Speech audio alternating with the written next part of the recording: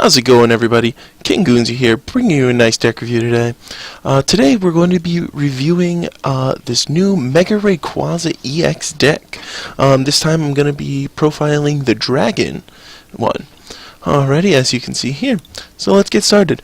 First off, the basis of the deck, we're going to be playing 3 Rayquaza EX. We're going to go with the Dragon type 1. He has 180 HP, which is a nice beefy EX. His first attack, a little underwhelming. Dragon Claw for 30 for a double colorless. His second attack for 2 fire, an electric, and colorless, Dragon Strike, we are going to be doing 130, but then unfortunately we have to flip a coin, and if tails, we can't use Dragon Strike during our next turn. The attack is a little underwhelming, but with all the resources we've been given out of this new set, we're going to be able to just Mega Evolve and power up the Mega so quick, faster than we'd be able to actually power up the normal EX, so we're going to actually opt to do that. He does have a 2 retreat cost, and he is weak to Fairy. Fairy is becoming more and more prevalent in today's meta, but depending on where you live and how things are going, normally this shouldn't be too bad for you. We are seeing a lot more Toad in the meta now, so and from Rayquaza, we are going to be evolving into this beautiful Mega Rayquaza EX, the Dragon one. He does have 230 health. It is good. It's not the heaviest Mega that we've seen, but it does the job. Something that would help with this HP though is its primal ability, or Delta ability I should say. Wild. Any damage done to this Pokemon from your opponent's grass, fire, water, or electric type Pokemon is reduced by 20 after weakness and resistance. So that will help us with a lot of current meta decks right now. And then its beautiful attack, Dragon Ascent, for 3 fire, 1 electric, and 1 colors, will be doing 300 damage, a massive number that can knock out every single Pokemon in the format right now. We do need to discard 2 energy attached to this, but as I will show you soon, getting more and more energy onto this Pokemon is actually going to be fairly simple with all the resources we've been given. Just like its lesser evolution, it is weak to Fairy, and it does have a 2 retreat cost as well. Something going to be helping us with that retreat cost is going to be Hydreigon EX, who has the Dragon Road ability, I should say. If there's a Stadium card in play, the retreat cost of each of your Dragon Pokemon in play is 2 less. That is a great ability. And then it has the attack Shred for a Psychic, a Dark, and a Colorless. It will do 80, and then this attack's damage is not affected by any effects on your opponent's active Pokemon, so it can get through Safeguard, though normally we're not going to be powering this up. This will just be sitting on the bench. It does have a high retreat cost of 3, and it is also weak to Fairy as well, since it is one of the new Dragon types. So, one of the mechanics to be helping to power up our Mega Rayquaza even faster is going to be the new Reshiram out of the new Roaring Skies set. It is a pseudo-legendary, so it will have 130 HP. It is a Dragon type. Its ability, Turbo Blaze, is really great. Once during your turn, before you attack, if this Pokemon is your active Pokemon, you may attach a Fire Energy card from your hand to one of your Dragon Pokemon. This is what we are going to be using to power up the Mega Rayquaza even faster. So once per turn, as you can see, we play Force Switch. We are going to be trying to get this Reshiram into the active position, so we can get that extra attachment per turn, and hopefully we could power Mega Rayquaza up in hopefully maybe 1 to 2 turns. I have from testing seen myself be able to power up Mega Rayquaza for a turn 2 attack. It is fairly consistent, and it's pretty good. And then also, I do use its attack for Safeguarders. Brightwing, since I do play Fire Energies, I wouldn't normally use the Shred because it's not actually hitting the magic 100, which is the highest of Safeguard Pokemon that I've seen. So I will use Brightwing here for 2 fire, an electric, and a colors. It will do 110, and then I have to discard a Fire Energy from this Pokemon. Not all too terrible, and it does get the job done when needed. It has a Fairy weakness of 2 and a retreat cost, or a Fairy weakness and a retreat cost of 2, which is great because with this Hydreigon EX, I can just switch up into the Reshiram, and then just a free retreat back into the Mega, say if I needed that 1 energy to attach and then attack. And then, to round it all off, the last Pokemon we're going to actually be featuring is the brand new Shaman EX with its beautiful setup ability. When you play this Pokemon from your hand onto your bench, you may draw up until you have 6 cards in your hand. This is going to just give us a very, very consistent draw, even if we are, say, Toad locked or Executor locked. This will get us, hopefully, the needed cards to go ahead and knock out whatever is in our way and hopefully win. And it's going to become a very consistent draw staple in a lot of decks, so we are just going to go ahead and play 4. Normally in a match you'll never actually end up playing all 4, but it's just nice to have them so you can get them on demand. For now, while they are still in the format, we're going to be playing the A-Spec Computer Search. Discard 2 cards from your hand, search your deck for any card, and put it into your hand. Very powerful search tool, and I mean, why not? We are going to be playing 4 Mega Turbos. I play a very heavy line of this. Some people play 3. I do play 4 because I do tend to throw away a lot of resources with this deck. You attach an energy from your discard pile, I should say a basic energy from your discard pile, to one of your Mega Evolved Pokemon. Once we get Mega Rayquaza up and running, this is a very, very powerful tool to get Mega Rayquaza going. I am going to go ahead and play 1 Professor's Letter, just for consistency of getting energies, also to help pick out the fire energies so that I can use them with Reshiram. Professor's Letter, search your deck for 2 basic energy cards, put them in your hand, and shuffle your deck afterwards. Alright, then after that we are going to be playing 4 Switch cards. Like I said again, this is going to work very well with Reshiram and Hydreigon in helping to power up these Mega Rayquaza and then being able to switch back and still attack after using its ability. Pretty standard. We're going to be using 4 Ultra Ball, discard 2 cards from your hand, search your deck for a Pokemon, reveal it, and then put it into your hand and shuffle afterwards. This is just going to be used to get all of our needed Pokemon out as soon as possible. I am going to be playing 3 VS Seekers. Normally in a lot of decks I opt to play 4. I have been playing 3 a lot lately just because of the extra draw power that Shaman gives us. And with Toad still being very active in the format, I might not be able to always use VS Seeker. So it is nice to have, so I can maybe selectively get supporters out of the discard as I throw them or use them throughout the match. Now on to supporters. We are going to be playing 1 Colress. Shuffle your hand into your deck, then draw a number of cards equal to the number of bench Pokemon that there are in play. This is going to be a really great card. Through a lot of our matches, we are going to be filling up the bench, and I've noticed now a lot of decks in the format are filling up the bench, so we might actually bring that up to a 2 count, or possibly a 3 count in favor of some Junipers, but we'll get to that. We are going to be playing 2 Lysandre to at will switch one of our opponent's bench Pokemon into the active so we can get the knockout. Pretty self-explanatory. We do play the 1 Lysandre's trump card as well. Each player shuffles all the cards in his or her discard pile into his or her deck. As you'll come to see in the game, we do go through a lot of resources very, very fast in this deck, whether it be from discarding from an attack or discarding for computer search or Ultra Ball. You will come to see that we just throw away our resources, but it's okay because we can always get them all back. We're going to opt for 3 Ns, and each player shuffles his or her hand into the deck, then each player draws for the number of each of his or her remaining prize cards. Pretty self-explanatory. Great hand control late game, enforcing your opponent down to a low hand card size if they are ahead in the prize trade. But and good early game for saving resources if you don't have a full bench and you can't use Colress. Just an overall good card. We are going to be losing it in the next meta, so I will most likely go for Professor Birch after that happens, but then again I'll be making a new deck once that happens, and I will be posting another review here. Yay! So be sure to subscribe. You'll get the new decks, you'll be the first to have them, you'll be the first to win. And our last supporter is going to be the ultra consistent Professor Juniper. Discard your hand and draw 7 cards. Which is great. Always get into what you need.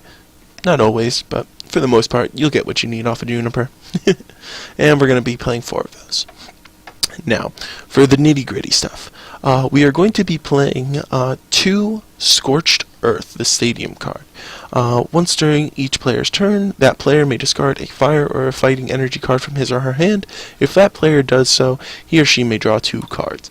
Like I said, this deck is going to be very milling and very draw happy, so we are going to be using our resources, our fire energy, to discard and then draw more cards. This will come in tight situations. It's also a very good counter stadium to knock, say, like a Burbank or a Skyfield or another stadium that decks really rely on. We are going to be playing 3 Mega Rayquaza, so we're going to be playing 3 Mega Rayquaza Spirit Links, which will allow us to Mega Evolve without ending our turn, which is fantastic. And now we are going to be playing 8 Fire Energy, 1 Electric Energy. I only play 1 Electric Energy just in case we are out of the new Special Energy, which would act as an Electric. And if we need to only use basic energies, I have it here so that I can still fulfill the attack requirements of Mega Rayquaza. And on to the last card, and arguably one of my favorite cards out of the new set, Double Dragon Energy. This card can only be attached to Dragon Pokemon. This card provides every type of energy, but provides only 2 energy at a time, only while this card is attached to Dragon Pokemon. If this card is attached to anything other than a Dragon Pokemon, discard it. So, you attach this to a Dragon Pokemon, and those 2 energies will fulfill 2 specific energy requirements, no matter what type they are. So, this paired with Mega Rayquaza and Reshiram and the Mega Turbos and the other mechanics we have are going to add up to a very speedy deck, and we are going to be able to Dragon Ascent and just knock out everything very, very quickly, and this will fulfill the requirements for the Electric on both the Reshiram and the Mega Rayquaza, and even the Dark and Psychic on the Hydreigon, though we normally won't attack with him. It is a very good card, and my love for Dragon Pokemon is even more now, because now I can actually start playing them in the current meta, thanks to this Double Dragon Energy. So now that you know the deck, let's head into a game.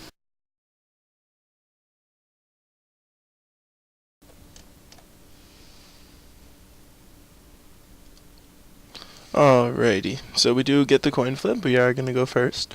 We start off with the new Reshiram, which is a fairly good start, but our hand is a little bogged down, so first thing I'm going to do is I'm going to Ultra Ball away a couple extra resources. We're going to go right for a Rayquaza, and we're going to drop him on the bench. Obviously we're going to link him up, and then we're going to go ahead and Juniper into a big hand. Alright, we do get a couple double dragons, which is nice. Unfortunately, we didn't get the fire for the first turn double attachment, but that's okay. We are playing Toad. First thing he's going to do is drop a Burbank. Oh my goodness. And he gets a nice full setup. Let's see if he can get the laser off this Juniper. And we do see another Toad, which is not a good sign, but we'll have to work with it. Oh, and we do see a Manectric, so we are going to be playing a Manectric Toad deck. So now we have no items, but this deck works very, very well without items. We're going to Juniper away all those supporters in favor of hopefully getting something. Unfortunately, we do not, and we do have to pass the turn. This isn't so bad. We are going to have to expel a lot of our resources right now. Ooh, and that heavy Zero Sick. But we are going to have to expel a lot of our resources right now, because we do want to just get in a better position, but luckily this deck has some great comeback features on it. It'll get started really fast. Just once you draw into these cards, like I am right now, we get a Shaman, we're going to start drawing. We are going to use the stadium for a little bit more draw. Hopefully we can get something. Fortunately, we do not. I am just going to sit here and I'm just going to put a little bit of damage on the Toad, just let him know that I am here. Hopefully next turn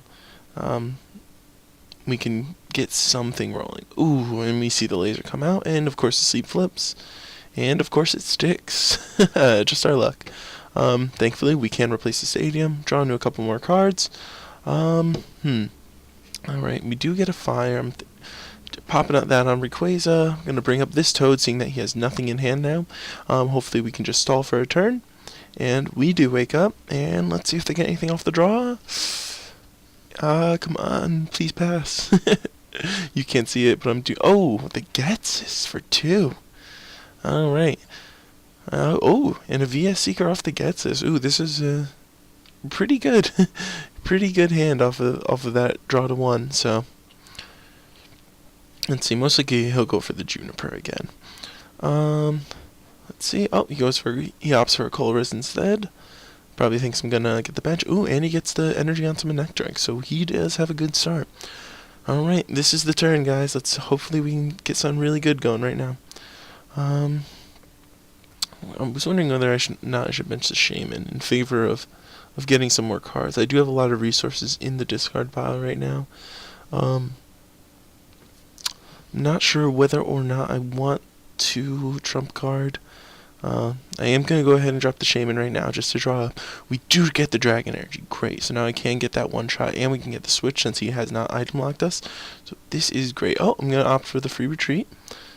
And, yeah, having all these resources in there is kind of scaring me a little. I do only play 3 VS Seeker, like you saw, so I am going to go ahead and just trump card right here, and we'll take the knockout on the Toad, because I know for a fact he's not going to knock me out, and even if he were to item lock me, I do have this Juniper sitting in hand, which is going to come in handy. Alrighty, so let's see who he puts up.